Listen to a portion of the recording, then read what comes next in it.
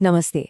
आज के इस एक्सप्लेनर में हम एक बहुत ही इंटरेस्टिंग टॉपिक डिकोड करने वाले हैं। पर्यावरण और भूगोल पढ़ते समय भारत के 18 बायोस्फीयर रिजर्व्स को याद रखना सच में एक सिरदर्द लगता है, राइट? इतनी लंबी लिस्ट रटना किसी को पसंद नहीं, लेकिन टेंशन मत लीजिए।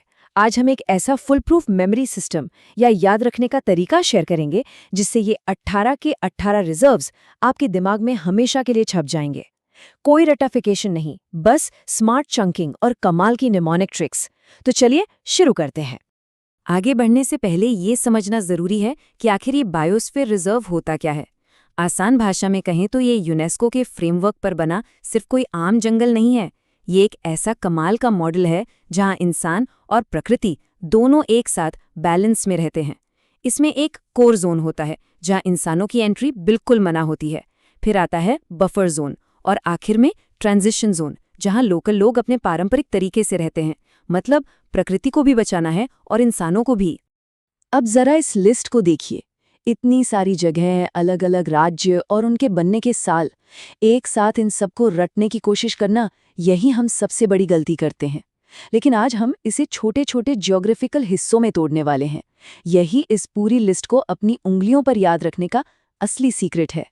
सबसे पहले एक नंबर अपने दिमाग में फिट कर लीजिए, 18।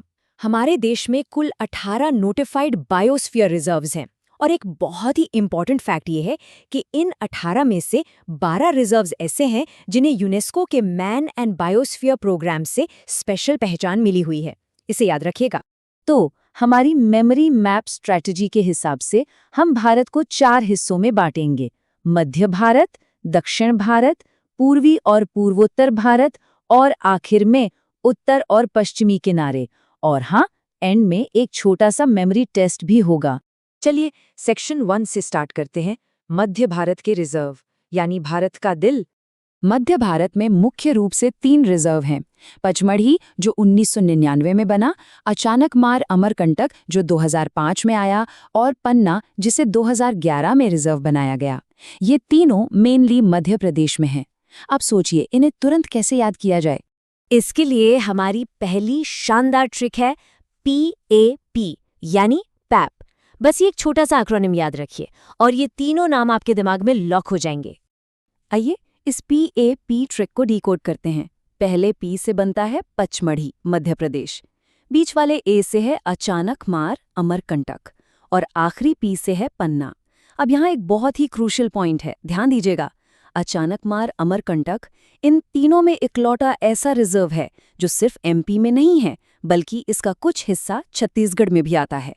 A बीच में है ना, तो ये 2 राज्यों के बीच बटा हुआ है। मध्य भारत के बाद अब सेक्शन 2 पर चलते हैं, दक्षिण भारत के रिजर्व। ये हिस्सा अपनी गजब की बायोडाइवर्सिटी के लिए बहुत फेमस है। साउथ में हमारे पास 4 मेन रिजर्व्स हैं: नीलगिरी, मन्नार की खाड़ी, अगस्त्यमलाई और शेषाचलम हिल्स। यहाँ सबसे खास बात क्या है पता है? नीलगिरी ये सिर्फ साउथ का ही नहीं, बल्कि पूरे भारत का सबसे पहला बायोस्फीयर रिजर्व है, जिसे 1986 में बनाया गया था। एग्जाम्स के लिए ये फैक्ट बहुत बहुत जरूरी है। अब इन चारों को कैसे याद रखें? इसके लिए हमारी साउथ मेमोरी ट्रिक है NAM, और उसमें जोड़ दीजिए S, यानी नाम प्लस S। सुनने में एकदम सिंपल है, लेकिन यकीन मानिए याद रखने में ये बहुत पावरफुल है। चलिए इसे समझते हैं। N से नीलगिरी, A से अगस्त्यमलाई और M से मन्नार की खाड़ी। ये तीनों रिजर्व मेनली तमिलनाडु और केरल के इलाके में आते हैं, और जो प्लस S हमने जोड़ा था वो है शेषाचलम हिल्स, जो कि आंध्र प्रदेश में है। यहाँ एक बड़ा इंटरेस्टिंग कॉन्ट्रास्ट है। नीलगिरी एक बहुत बड़ा रिजर्व है जो तमिलनाडु, केरला और कर्नाटक तीनों राज्यों में फैला है।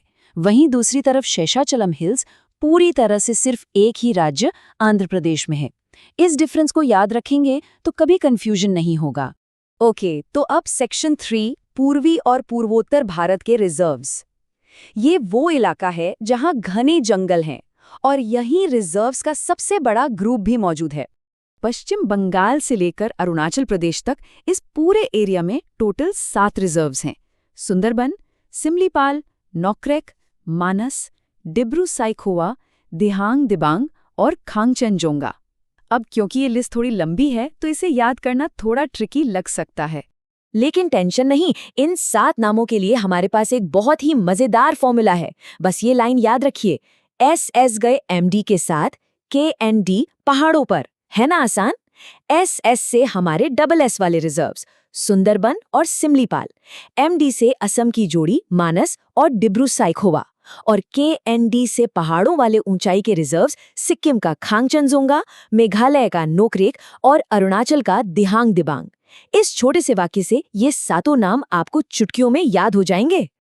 अब हम आ गए हैं अपने आखिरी सेक्शन यानी सेक्शन 4 पर, उत्तर, पश्चिम और द्वीप रिजर्व। यहाँ हम देश के एकदम एक्सट्रीम बॉर्डर्स को कवर करेंगे। इस हिस्से में 4 बहुत ही यूनिक रिजर्व्स आते हैं। उत्तराखंड का नंदा देवी, हिमाचल प्रदेश का कोल्ड डेजर्ट यानी शीत मरुस्थल, गुजरात में कच्छ का रण और अंडमान निकोबार में ग्रेट निकोबार। यहाँ एक फैक्ट जो आपको बिल्कुल मिस नहीं करना चाहिए वो ये है कि एरिया के हिसाब से गुजरात का कच्छ का रण इन पूरे 18 रिजर्व्स में सबसे बड़ा है। इसका एरिया 12,454 स्क्वायर किलोमीटर है। इन्हें याद रखने के लिए आप NCRG ट्रिक का यूज कर सकते हैं। इसे विजुलाइज करते हैं। N से नॉर्थ की ऊंची चोटियों में नंदा देवी, C से एकदम बर्फीला कोल्ड डेजर्ट, R से वेस्ट का नमक यानी कच्छ का रण और G से डीप साउथ ओशन में ग्रेट निकोबार। बस NCRG दिमाग में बिठा लीजिए, ये चारों एक्सट्रीम पॉइंट्स आप कभी नहीं भूलेंगे। तो हमने पूरी लिस्ट को छोटे छोटे चंक्स और मजेदार ट्रिक्स में तोड़ लिया। लेकिन सेक्शन 5 फाइनल मेमोरी टेस्ट के बिना बात कैसे बनेगी? चलिए देखते हैं कि ये ट्रिक्स कितना काम कर रही हैं। किसी भी एग्जाम में इसे झट से रिकॉल करने के सिर्फ 3 आसान स्टेप्स हैं। स्टेप 1, सवाल में दिए गए रीजन या क्षेत्र को पहचानिए। स्टेप 2, उस रीजन का एक्रोनिम याद करिए, जैसे सेंट्रल के लिए PAP या साउथ के लिए NAM+S। और स्टेप 3, बस उन अक्षरों को खोलकर रिजर्व के नाम बना लीजिए। एक्टिव रिकॉल का इससे बढ़िया तरीका कोई नहीं है। तो आप बिना नोट्स देखें सच सच बताइए, क्या PAP सुनते ही आपको पचमढ़ी, अचानकमार, अमरकंटक और पन्ना ये तीनों नाम तुरंत याद आए? अगर हाँ तो बधाई हो, ये मेमोरी मैप स्ट्रैटेजी आपके लिए एकदम परफेक्ट काम कर रही है। इतने मुश्किल ज्योग्राफिकल डेटा को चंकिंग और ट्रिक से हमने कितनी आसानी से मास्टर कर लिया। जाते जाते एक बात सोचिएगा, अगर हम इस तरह भूगोल को हैक कर सकते हैं तो इतिहास या साइंस के लिए ऐसे और कितने नए एक्रोनिम्स बनाए जा सकते हैं। इस सफर में नई ट्रिक्स एक्सप्लोर करते रहिए और अपनी लर्निंग को आसान बनाते रहिए।